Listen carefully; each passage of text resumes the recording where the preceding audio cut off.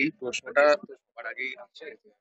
আজকের দিনটা এই যে জায়গায় আপনি এসে আজকে এই সেলিব্রেশনের প্রোগ্রামটা দেখতে পাচ্ছি, একদিন মোদির সঙ্গে এখানে আলাপ হয়েছে।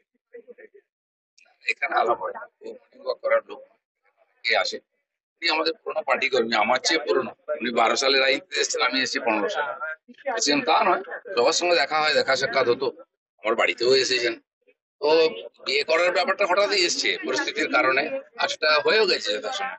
জন্য অনেকে ভাবছেন যে ইকো পার্কে হাঁটলে বিয়ে হয়, সারা জীবন হাঁটলেও বিয়ে হবে না, বিয়ে হওয়ার যখন তখন হবে। দাদা, এর মধ্যে আজকে আপনি চলে যাচ্ছেন, অবশ্যই নিজস্ব আপনার কাজ আছে। এরপরে দলের মধ্যে একটা চাপানুতর ছিল, আমরা আগের পর্বে আবার এখন পরিস্থিতি যাই হোক, পরিস্থিতি পাল্টায়, যে পরিস্থিতির সঙ্গে পাল্টায় না লোকে তাকেই মনে রাখে। তো পরিস্থিতি পাল্টাবে, কিন্তু দিলীপ ঘোষের মিশন কখনো পাল্টাবে না। এই মুহূর্তে যে সময় আপনার বিয়ে নিয়ে হঠাৎ করে আপনি বলছেন, ইন্ডিয়াতে এই মুহূর্তে সব থেকে বড় চর্চার টপিক হয়তো আপনার বিয়ে। এই সময় রাজ্যে অনেকগুলো subject আমরা দেখতে পাচ্ছি, কখনো মুর্শিদাবাদের অশান্তি, চাকরি হারা শিক্ষকদের কান্না। এই মুহূর্তে দাঁড়িয়ে আবারও বিষয়গুলো প্রথম থেকে আছে। আমি রামনবমী উপলক্ষে 10 দিন বাইরে ছিলাম, দক্ষিণ থেকে উত্তরবঙ্গ। তারপরে মুর্শিদাবাদের ঘটনা নিয়ে প্রতিবাদ র্যালি, টিচারদের সঙ্গে যে অমানবিক ব্যবহার হয়েছে তার বিরুদ্ধে র্যালি আমি করেই যাচ্ছিলাম কন্টিনিউ। খালি দুদিনের জন্য আমার ব্যক্তিগত কাজের জন্য আমি ছুটিতে ছিলাম, তাও এখানে নববর্ষের মিছিল করেছি। 13 তারিখ এখানে মিছিল করেছি আমরা মুর্শিদাবাদ নিয়ে। তো কালকে পরশু বাড়িতেই ছিলাম, লোকের সঙ্গে দেখা সাক্ষাৎ এটা ওটা ছিল। আর আজকে জন্মদিন আছে, দুপুর অবধি এই পালন হয়ে যাবে, যেটা ব্যক্তিগত। আপনারা জানেন লোকেরা বড় বড় হল নিয়ে, স্টেডিয়াম নিয়ে জন্মদিন পালন করে, খরচা করে। আমি খোলা মাঠে করি, আর লোকে রাত্রেবেলা কেক কাটে, আমি ভোর 6টায় কেক কাটলাম। এই জন্য বুঝে নিতে হবে দিলীপ ঘোষ দিলীপ ঘোষ।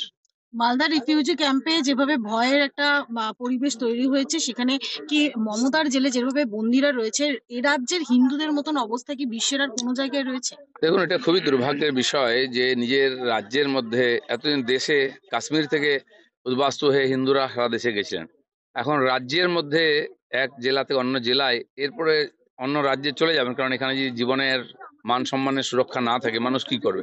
মমতা ব্যানার্জি এখানে ওখানে যাচ্ছেন, ঘুরছেন, গল্প করছেন, উল্টো দিকে যাচ্ছেন, ইমামদের সঙ্গে দেখা করতে পারছেন। আর এই ইমামরা যাদেরকে তাড়িয়ে দিয়েছে, ঘরহারা করেছে, তাদের সঙ্গে দেখা করার সুযোগ নেই ওনার কাছে। এমনকি মিডিয়াকে যেতে দিচ্ছে না, আমাদের লোকেদের ত্রাণ দিতে দিচ্ছে না।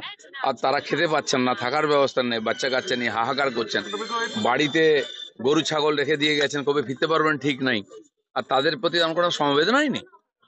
রাজ্যপাল এনসিডব্লিউ যারাই যারাই গেছে, যারা শরণার্থীরা রয়েছে তাদের সঙ্গে কথা বলার জন্য, তারা প্রত্যেকের কাছে দাবি করছে যে বিএসএফ ক্যাম্প করতে হবে। মুখ্যমন্ত্রী কি এ রাজ্যের যারা হিন্দুদের রাজ্যপাল এর আগেও পীড়িতদের সঙ্গে দেখা করেছেন বিভিন্ন সময়, এবারও গেছেন। উনি ওনার দায়িত্ব পালন করেছেন, কিন্তু অ্যাডমিনিস্ট্রেশন যার হাতে আছে মমতা ব্যানার্জি, তার দিক থেকে কোনো সেরকম পদক্ষেপ দেখতে পাচ্ছি না। আজকে বিএসএফ, আমি যেদিন গন্ডগোল শুরু হয় 11 তারিখ জুম্মার সময়, আমি মালদা থেকে আসছিলাম, আমাকে পুলিশ আটকে ওখানেই একটা গেস্ট হাউসে দাঁড় বসিয়ে রাখে যে ক্লিয়ার হয়ে যাবে না। রাত 9টার পরে, 9:30 পর ওখান থেকে বেরিয়েছে। ততক্ষণ 4টের পর থেকে আমার কাছে ফোন আসতে আরম্ভ করে, বিএসএফ চাই, বিএসএফ চাই। ধুলিয়ান, সাজির মোড়, ডাক বাংলো, যেখানে যেখানে হিংসা হয়েছে, শমশেরগঞ্জ, যে বিএসএফ পাঠান। আমি ডিআইজির সঙ্গে আমার পরিচয় ছিল, আগে দেখা করেছিলাম, দেখা করে পরিস্থিতি জানাতাম। আমি যেহেতু সেন্ট্রালের হোম স্ট্যান্ডিং কমিটিতে আমি ছিলাম, তো ওনাকে আমি ফোন করলাম যে এরকম ব্যাপার, এবং যে যে জায়গা থেকে ফোন আসছে আমি হোয়াটসঅ্যাপে সব নাম পাঠালাম, বলে হাম ভেজ রে হ্যাঁ। 6টার পরে ওখান থেকে বিএসএফ ঢোকে মালদার দিক থেকে, আস্তে আস্তে ক্লিয়ার করে। আর পুলিশ আমাকে আসতে দিচ্ছিল না। আমি বিএসএফ সঙ্গে কথা বললাম যে বন্ধ হয়েছে কিনা ঝামেলা, বলে হ্যাঁ বন্ধ হয়েছে, টেনশন আছে। আমি 9:15 পরে বেরোলাম ওখান থেকে। আর যখন দেখতে দেখতে ধুলিয়ান, হাজির মোড়, শামশেরগঞ্জ দিয়ে আসছি, তখন আগুন জ্বলছে, দোকান ভেঙা হয়েছে, গাড়ি জ্বলছে দুই দিকে, সে ভয়ঙ্কর পরিস্থিতি। কিন্তু মমতা ব্যানার্জি তখন না বিএসএফ ডেকেছেন, না পুলিশ স্পেশাল ফোর্স পাঠিয়েছেন, মানুষকে পুরো এই ভেড়িয়াদের হাতে ছেড়ে দিয়েছিলেন।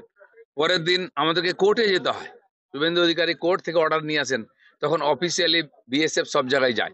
এখন যদি বিএসএফ পুলিশের কাজ করবে, থানার চেয়ে জায়গায় জায়গায় পোস্ট বসাতে হয়, তাহলে পুলিশ আছে কেন, সরকার আছে কেন? তাহলে তো আমরা যেটা দাবি করছি 355 বা 356, ওটাই লাগু করা হোক, মানুষের ওতেই ভরসা আছে। তিল তিল করে যারা বাড়িঘর তৈরি করছে তাদের সেই বাড়িঘর ভেঙে দিচ্ছে, পুড়িয়ে দেওয়া হচ্ছে। হিন্দুদের বাঁচতে কি এবার এই মুহূর্তে অস্ত্রই 11 তারিখ হিংসা একমাত্র হলো, দাওয়াই? 12 তারিখ হলো, 13 তারিখ সকালেও বেছে বেছে হিন্দুর দোকান পোড়ানো হয়েছে।